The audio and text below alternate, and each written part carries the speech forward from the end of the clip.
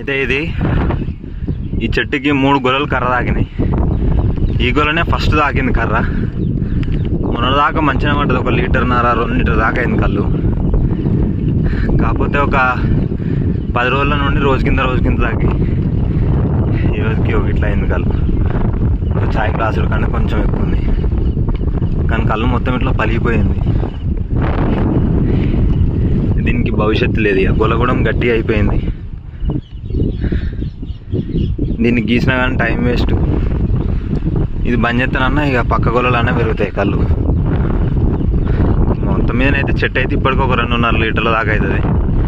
తీసేస్తే ఇంకో 1/2 లీటర్ పెరిగే అవకాశం ఎక్కువ ఉంటుంది తప్ప కళ్ళు అయితే తగ్గదు.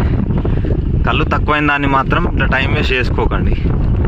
ఎందుకనంటే ఇట్లా పలిగిపోయింది, ఇట్లా గొలం చూసుకున్నట్టు ఇట్లా గట్టిగా ఇట్లా మట్టి పట్టకపోయిందంటే